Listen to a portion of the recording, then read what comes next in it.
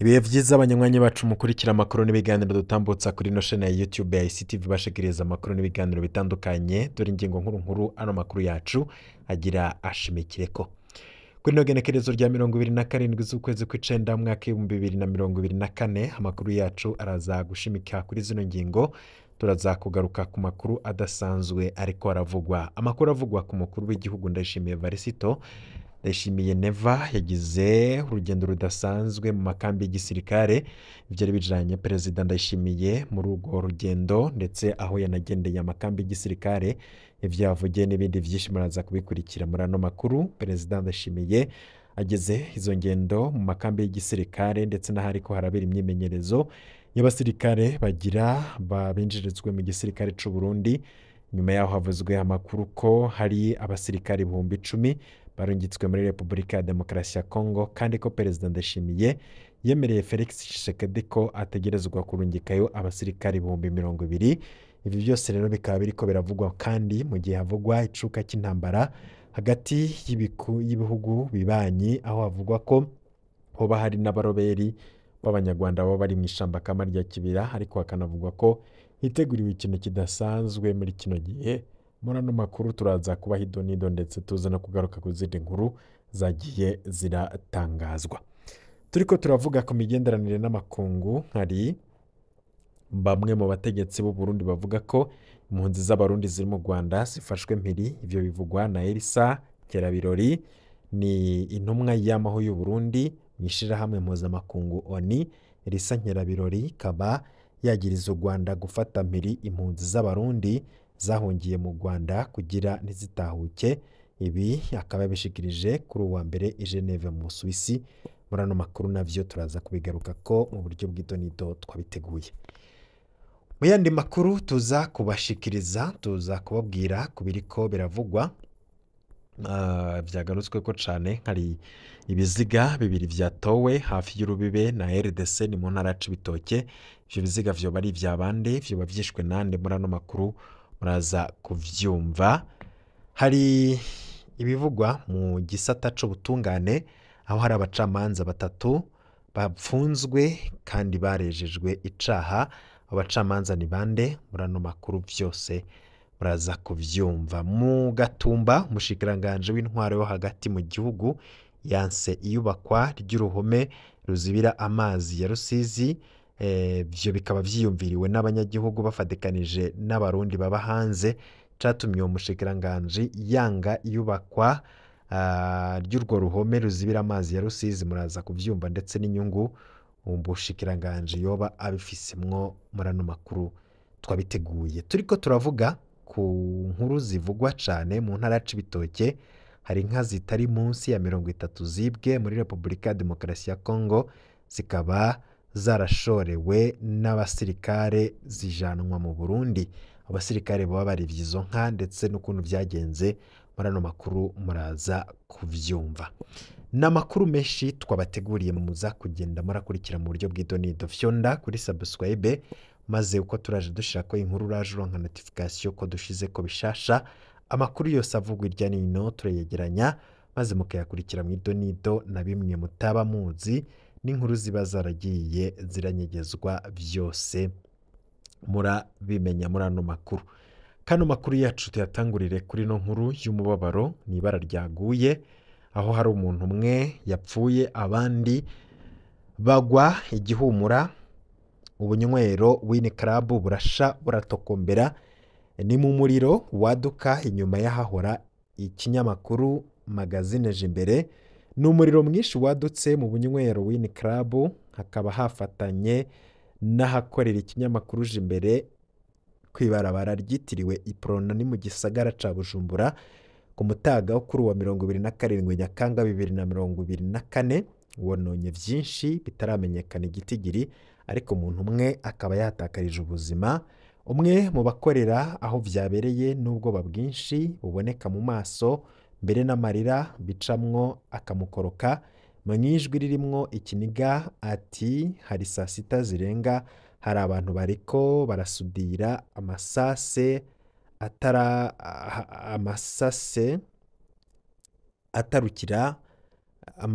atarukira mu matera zari hafi aho.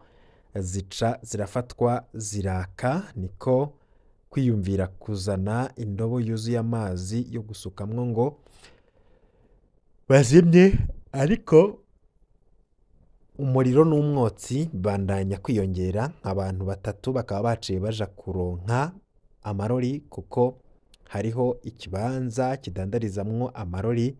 Basohokanye ibishoboka, bageze hanze umwe aca avugana n'umukoresha wiwe ko hahiye, aca mubwira ahari amahera. Asubiyeyo kuyayora, umwotsi n'umuriro bica biramutwika, ubuzima bwiwe buba buhereye aho, aba arapfuye. Igipolisi kijejwe gutabara cashitse nk'inyuma y'iminota 20 uwo muriro wadutse, kikaba cashoboye kuzimya kugira izindi nyubakwa zihegereye nazo ntizifatwe.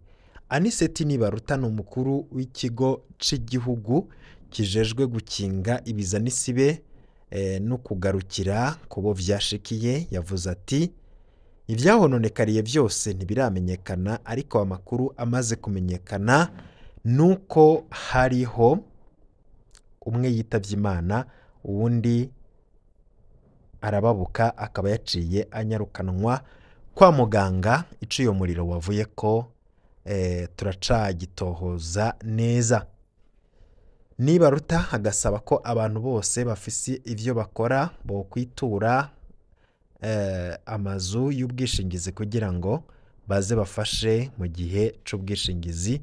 Ikindi kandi nuko botunga vya vyuma vyo kuzimya vyitwa extincteur canke fire extinguisher mu rurimi rw'icongereza, kuko rero bifasha mu kuba bo kwigwanako mu kurinda ko yuko abahinga mu kurindira yuko abahinga bajejwe kuzimya umuriro bashika kuzimya. Akaba amenyesha kandi ko umushikiranganje w'umutekano yuguruye imiryango mu gisata kijejwe gukinga ibiza n'isibe no gukangurira ndetse no kugarukira kubo vyashikiye, ko abantu bose bipfuza kwiga guhangana n'imiriro y'ivyaduka bo kwitura ubwo buyobozi kugira bige gukoresha ivyo vyuma ndetse no kwikingira. Uyo muyobozi akaba amenyesha ko umuntu abonye umuriro wadutse aho aherereye yohamagara abahinga ku nimero itariha 103 aho kwihutira kuja kuronka ibiryo, kuko bamwe bashobora no kuhasiga ubuzima. N'inkuru yariciye ku masonga. Hari amwe mu mafoto yabonetse cyane ku mbuga ngurukana bumenyi y'abasirikare b'u Burundi, bivugwa ko bariko bariyereka imbere y'umukuru w'igihugu. Benshi bavuga ko abasirikare b'u Burundi bashonjwe kandi bishwe na kigoyi, nkuko muriko murabibona mu mafoto. Aba ni bamwe mu basirikare bariko barerekana ubuhinga bwabo imbere y'umukuru w'igihugu. Bamwe bavuga ko bano basirikare bashonjwe kandi bishwe na kigoyi, ati nibabanze babafungurire, kuko biraboneka neza ko aba basirikare rwose atanga uvu bafise kandi ko bishwe na kigoyi. Ni mu gihe umukuru w'igihugu Evariste Ndayishimiye akaba na komanda mukuru mu nzego zo kwivuna abansi n'iz'umutekano yazindukiye kuri wa 15 mu ikambi ya gisirikare ya Mabanda mu ntara ya Makamba kugendera abasirikare baheruka kwinjira kugira yibonere ingene bariko barahabwa inyigisho za gisirikare, formation militaire. Perezida Ndayishimiye yagendeye izo ntwaza abo basirikare, ariko biboneka ko vy'ukuri abasirikare bamwe bakiri bato cyane, abandi barashonje nk'uko biboneka mu mafoto. Bamwe n'abandi bavuga bati abo basirikare bariko barahabwa iyo myimenyerezo ntibapfungura, ati nibongereza ibipfungurwa. Perezida Ndayishimiye kandi yagendeye abo basirikare mu gihe havugwa ko hari abasirikare 10,000 bandi bategerezwa kurungikwa muri Kongo, basanzeyo bagenzi babo 10,000 bagiyeyo mbere. Bikanavugwa ko kuri buri musirikare yarungitswe muri Kongo, Perezida Ndayishimiye aronka amadolari 5,000 y'amanyamerika. No kuvuga ko ariko arakora urudandazwa nk'uko bivugwa na bamwe n'abandi. Ivyo rero navyo bikavugwa mu gihe havugwa icuka kibi mu karere ka Afurika y'ubuseruko, aho havugwa ko hashobora no kwaduka intambara y'akarere. Ibyo turaza kubigaruka ko amasasu menshi cyane yumvikanye ku mutumba Marambo ya mbere muri komine Rugombo mu gitondo cyo kuri uwa gatanu. Abanyagihugu bari bahanganye n'igipolisi mu kubabuza kubomora inzu y'umuntu bagiriza uburozi. Amakuru ava mu Rugombo avuga ko intandaro ya byose ari umuntu yari hejuru ya antene y'ishirahamwe Rumitere nk'imetero 60. Bivugwa ko uyo yagirizwa ngo ni umurozi ari we yamumanitseyo akaja kurira iyo antene, kuko nyene yamwagiriza ko yoba ari umurozi, akaba yagirizwa ko ari umurozi niwe yarungitseyo uyo muntu ku metero 60. Abanyagihugu ngo bakaba babomaguye urupangu rw'iyo nzu bongera biha ibyari mu nzu byose. Ivyo rero bakaba babikoze kubera agashavu, kubera ko iyo yitwa umurozi ari we yoba yamanitse uyo muntu muri iyo antene. Uyu mugabo akaba yari yuriye iyo antene ya Rumitere, yahavuye avayo amazeyo amasaha 5 hejuru nk'uko abanyagihugu bavyemeza. Ivyo rero akaba ari ibintu byavuzwe cyane kuri uno munsi, ndetse bamwe babona ko ari ibintu bidasanzwe, aho bavuga ko amarozi yamaze gufata iyindi ntera. Benshi bati abarozi bariko bariha inkumbi, ariko akaba ari ibintu biteye ubwoba kandi bidasanzwe. Namwe mu makuru abavugwa cyane. Tugaruke ku zindi nkuru twari twabahaye. Mu yandi makuru avuzwe cyane ni inkuru y'umwe yavuzwe na Elisa Nkerabirori. Elisa Nkerabirori ni intumwa y'amaho y'u Burundi mu ishirahamwe mpuzamakungu, akaba yagiriza u Rwanda gufata mpiri impunzi z'abarundi zahungiye mu Rwanda kugira ntizitahuke. Ibi bikaba byashikirijwe kuri uwa mbere i Geneve mu gihugu c'Ubusuwisi. Mu gihe kuri uwa mbere i Geneve mu Busuwisi hari haramutse habera inama nkuru ya ONU igira ya 27 ijejwe agateka kazina muntu.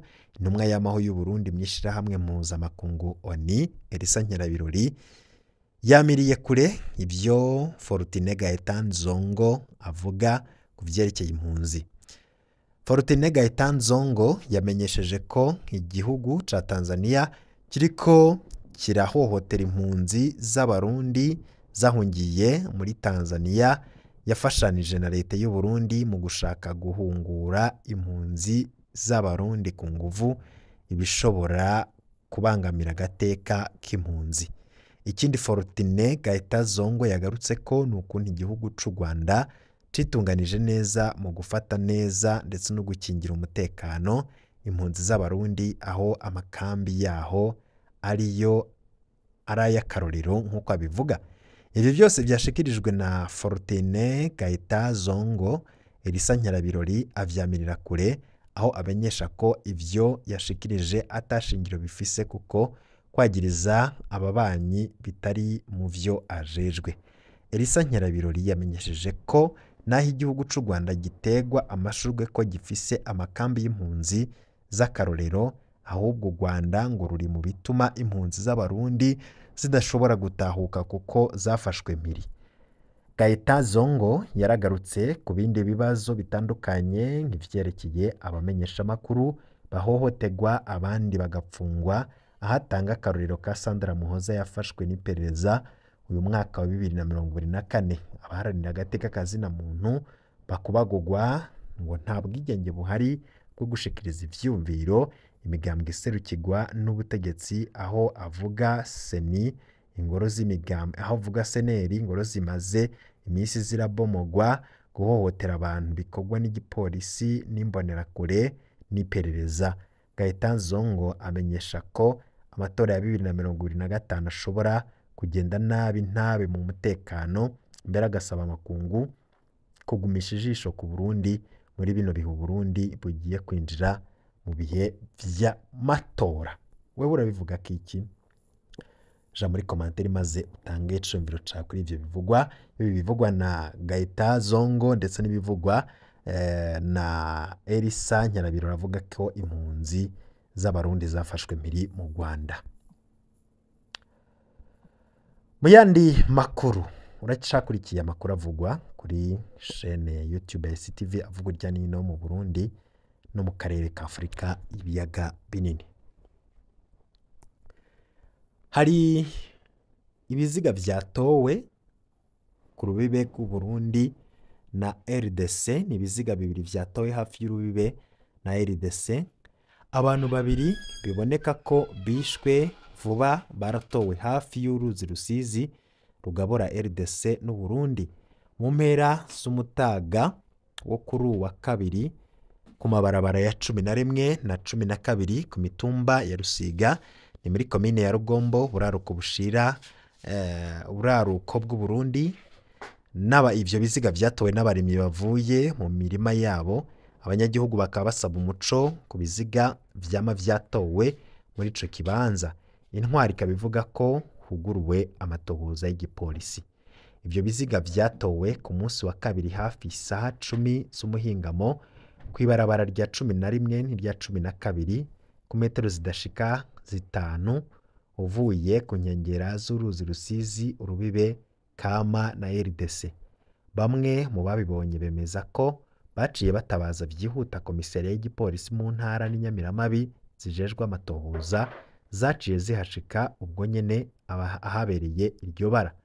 Abo nabo ku vyo babonye ubwa mbere bavuga ko ari imiyabaga yaciwe imitwe hakoreshejwe imipanga kandi ko amaraso yarakiri muri ico kibanza. Bamwe mu bashinga intahe bemeza ko babonye mw'ijoro ry'uwa 23 rishira uwa 25 Nyakanga imodoka y'urongoye igendereza muri iyo ntara mu micungararo, bakikeka ko yoba afise uruhara muri ubwo bwicanyi.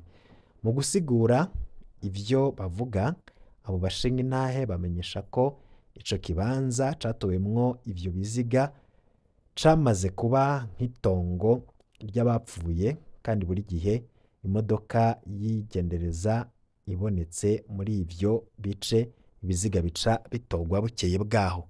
Icemezo rimwe mu masoko mu bajejwe umutekano rivuga ko ibiziga 7 bimaze gutogwa muri ico kibanza nyene mu mezi adashika 8. Abanyagihugu begereye ico kibanza basaba umuco kuri ubwo bwicanyi.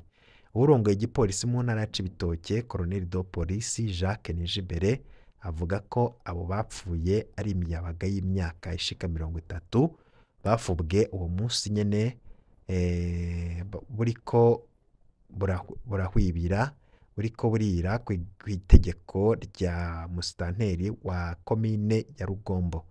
Iyo ntwazangabo mu gipolisi imenyesha ko amatohoza yatanguye mu ntumbero yo kumenya imvu y'ubwo bwicanyi n'ababukoze. Kubabizi, kubazi canke kubibaza vy'ibiziga, kubibazo vy'ibiziga vyama bitogwa muri ico kibanza bigahambwa gihutihuti atana amatohoza abanje kuba, komiseri arongoye igipolisi mu ntara ya Cibitoke avuga ko vyobazwa intwaro. Musitanteri wa komine Rugombo yitwa Gilbert Manirakiza aremeza ko ivyo biziga vyama vyatowe muri ico gice. Kubwiwe ihambwa ryavyo riva ku mwitwarariko wo gukingira abanyagihugu indwara zishobora kubatera, cane cane ko ata muntu n'umwe aba yaje kwitwara ko hari umuntu yiyahuye. Colonel de Police Felix Habyarimana arongoye igendereza mu ntara ya Cibitoke ntitwamutoye kugira ngo agire ico ashikirije ku vyo yagirizwa n'abanyagihugu birusiga. Mukanya turaza tubashikiriza ayandi makuru nkarayo twabwiye mu mfunyapfunya tabajije kubashikiriza kubera umwanya utadukundiye. Mukanya turaza tuyaramvura mu idonido, cyo ndakuri subscribe muze kuyakurikira yose mukanya gato cane.